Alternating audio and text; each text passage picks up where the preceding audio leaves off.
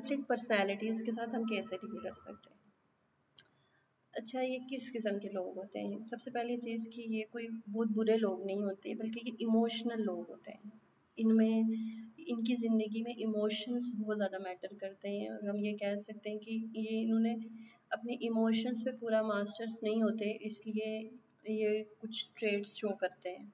ठीक है, जैसे ये होते हैं, ये ड्रामा क्रिएट करते हैं, छोटी सी बात पे भी लड़ जाते हैं और ब्लेम करते हैं दूसरों को, और जो मसला सॉल्व हो सकता है उसको भी थोड़ा खींच देते हैं। अब ये है कि ये कुछ ट्रेड्स और बिहेवियर शो करते हैं। ट्रेड्स और बिहेवियर में क्या फ़र्क है? ट्रेड्स असल में एक इनर सेल्फ होता है, ठीक है, एक इंसान अंदर से कैसा है, और वो बिहेवियर के थ्रू शो करता है, और कभी नहीं करता, कभी अपने ट्रेड्स के से बिल्कुल अपोजिट बिहेवियर शो करता है। जैसे कोई पर्सन एक हमदर्द इंसान है, ठीक है, और वो दूसरों के साथ हमदर्दी शो करता है, लेकिन बाज़ों का बहुत सारी सिचुएशंस की वजह से वो टोटली डिफरेंट बिहेवियर शो करता है, और थोड़ा सा सख्ती करता है दूसरे इंसान के साथ।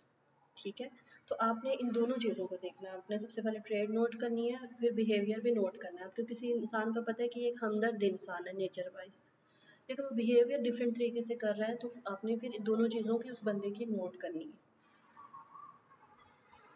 ट्रेड्स कैसे नोट करेंगे आप? ट्रेड्स में आप देखेंगे कि अगर आपने हाई पर्सनैलिटी वाले पर्सन को आइडेंटिफाई करना है, तो आपने ये देखना है, सबसे पहली चीज़ कि आपका इनर सेल्फ उस बंदे के बारे में आपको सिग्नल देता है कि ये इंसान थोड़ा सा डिफरेंट है, मुश्किल इंसान है। ठीक है, फिर आपने उसकी ट्रेड्स को नोट करना है।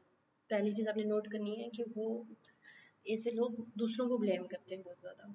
ठीक है, बहुत ज़्यादा मूड स्विंग्स होते हैं इन्हें, एकदम से गुस्सा हो जाते हैं या फिर एकदम से शांत हो जाते हैं, चीज़ों को हमेशा कम एक्सट्रीम पे देखते हैं, या वो कहेंगे कि ये बहुत अच्छी है या कहेंगे बहुत बुरी है। ठीक है, और कभी भी नहीं मानते कि ये गलत है। ठीक है, और ट्रेड्स के बिना पे हम इनको 5 टाइप आ गए, हम इनको इनको डिवाइड किया, और आपने इस पहले आपने किसी पर्सन में सिंपल देखनी है कि ये चीज़ें ये शो कर रहा है, उसके बाद आपने नेक्स्ट स्टेप पे जाना है। आपने देखना है कि ये और क्या क्या कैसा बिहेव करता है। जैसे नार्सिस है, नार्सिस का मतलब है कि वो लोग जो कि क्रिटिसिज्म बर्दाश्त नहीं करते, उनको ये लगता है वो हमेशा ठीक है।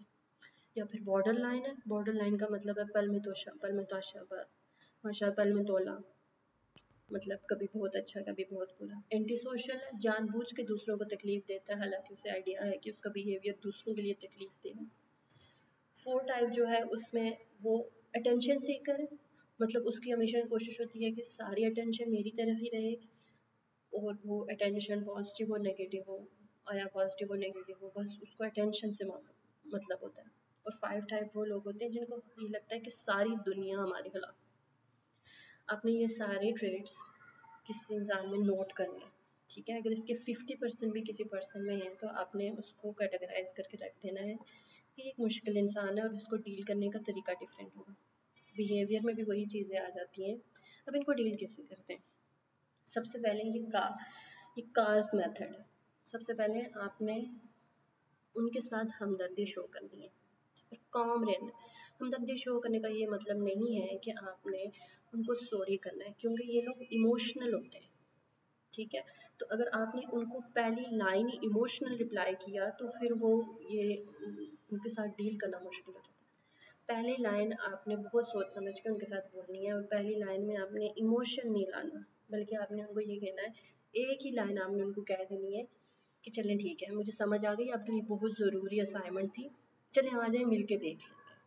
ठीक है, इससे ये होता है, अगर आप पहली लाइन में इमोशन लाए बगैर एक उनके साथ कनेक्ट करते हैं, तो उन्हें ये लगता है कि आप उनकी बात सुन रहे हैं, वो थोड़े ठंडे हो जाते हैं। दूसरी चीज़, आपने सीधा फैक्ट उनको बताना है, उनके साथ कहानियाँ नहीं करनी। ठीक है, जैसे आपने रीज़न बतानी है कि आप क्यों नहीं उनके असाइनमेंट सबमिट कर सके। तीसरी चीज़, आपने उनके साथ न्यूट्रल रहना है, ना आपने उनको ब्लेम करना है, ना अपने आप को डिफेंड करना है, क्योंकि ब्लेमिंग और डिफेंड में दोनों में इमोशंस आ जाते हैं, और इनके साथ डील करने के लिए अपने इमोशंस बिल्कुल भी नहीं लाने।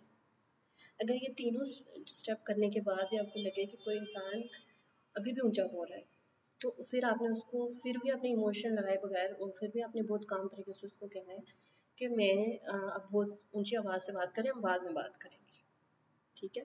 तो ये कार्ड्स के स्टेप हैं। सबसे पहले आपने उनके साथ कनेक्ट करना है काम होके। आपने दूसरी चीज़ फैक्ट बता के उनको चीज़ों को एनालाइज करना है। तीसरी चीज़ आपने उस प्रॉब्लम को एस्केलेट नहीं करना, आपने उनको डिफेंड नहीं करना, अपने आप को डिफेंड नहीं करना, उनको ब्लेम नहीं करना। चौथी चीज़ आपने अपने भी एक लिमिट रखनी है, अपने आप की भी हिफाजत करनी है। और पांचवी चीज़, अगर एक दफ़ा आपको लगे कि एक दफ़ा में वो बंदा ठंडा नहीं हुआ तो आप दूसरी दफ़ा भी उसके साथ ये सारा प्रोसेस रिपीट कर सकते हैं।